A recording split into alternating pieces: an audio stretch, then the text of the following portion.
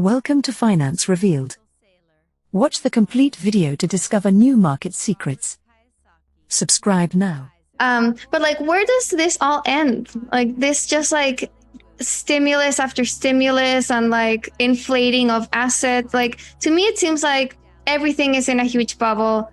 Housing, equities, crypto. Like, does it like? It's not a bubble if you look at it in the right terms. So I stumbled across this.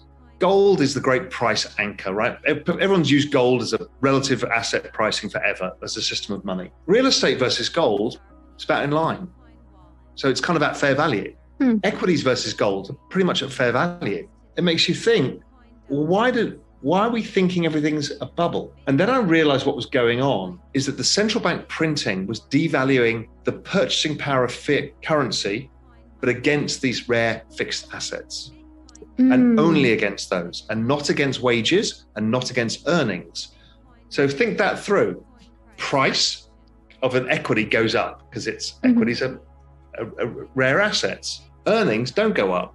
So I just saw today, Microsoft over the last 5 years or whatever the number is, has gone up. Their earnings have gone up 50%. Their price has gone up 400%. Wow. This is to do with the balance sheet and the devaluing of money.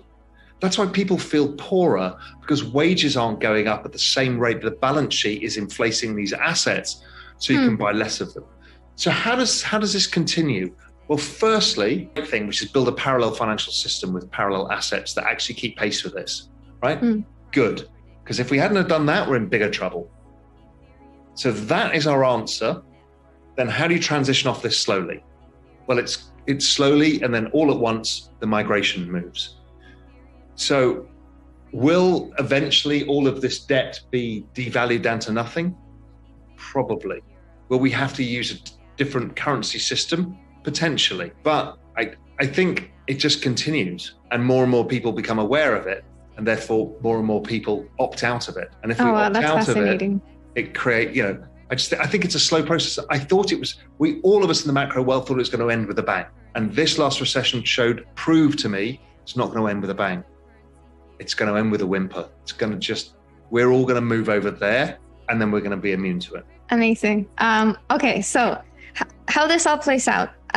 What you're seeing is all of these asset prices seem to be in a bubble and inflating. And that seems to be that way because fiat money is eroding, like it's correct, depreciating.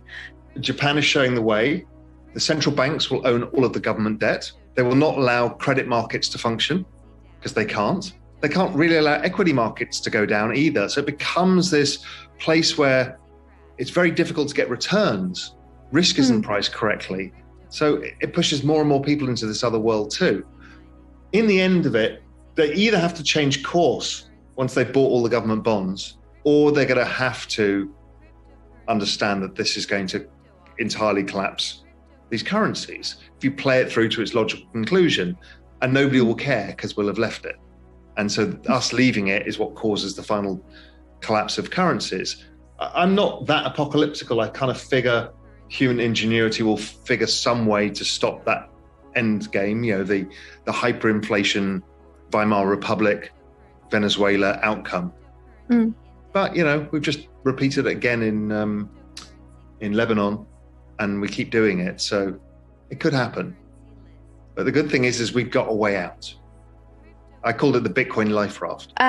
So interesting. But then, what will happen with national currencies if like everyone is going to Bitcoin or ETH or whatever? I don't think that's necessarily going to be the case. I think we've got the option. What I think most likely happens is somewhere down the road, the IMF or the World Bank or G20 create a global basket of currencies, and they basically use that as a world coin, and they're all going to be central bank digital currencies at that point. And to remain as part of that, you won't be able to expand your money supply more than 2%.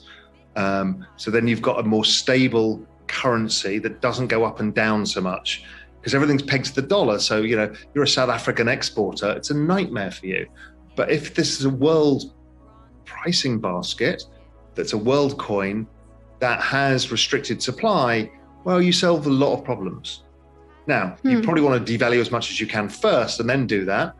So I think it doesn't have to go to the end game. It can go to a different stopping point. Now, does that last forever? Probably not. No currency regime ever does. But that would change the whole conversation a lot if that happened.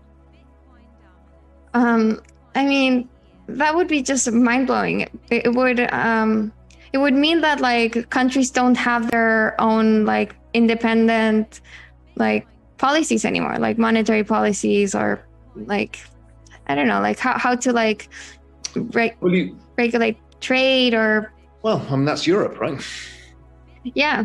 That is Europe. And, you know, to some extent it works and to some extent it doesn't work. Now, do you have internal currencies and external currencies? Well, South Africa had that for years. That's possible too. So I don't know. I mean, there's ways of solving this. And so you can still have the independent currencies, but maybe everybody trades using this basket. So it kind of lowers everybody's volatility. I don't know. But I think there are answers, and it doesn't always have to end with everything's going to zero. Say in the next 12 months, does Bitcoin, ETH, DeFi tokens, do they decouple and start trading because of their own like separate fundamentals, or are they going to continue as correlated as they have been? Pretty much every equity is correlated to the S&P 500. Every currency is basically driven by the dollar. Every bond market's driven by the US bond market. I don't see why it should be any different. There'll be relative outperformance differences. You know, maybe Bitcoin doesn't do the best, like the S&P doesn't always do the best. But if the crypto market itself is falling, it's like the equity market itself is falling, I don't have a problem with that. And there will be whole periods where, you know, some DeFi protocol just continues to go up in a down cycle because it's getting more network effects and it's attracting a larger share of capital than it would do. So yes, I think there'll be less correlation over time, but it will be correlated by the nature of all assets. Makes sense. Because there's something called a risk curve, right? So the least risky is Bitcoin and maybe Ethereum, and you know, the social token that's come out on some unknown artist is probably like the most risky. Who knows, right? Or a DeFi protocol that's got tons of money and it could go to zero immediately. People allocate according to the risk curve. And the longer a bull market is in play, the more they go out the risk curve to get better rewards. And the moment things become more volatile, the moment they come back to the least risky asset. It's how all markets work. So I don't think it's any different. Is cryptocurrency legal?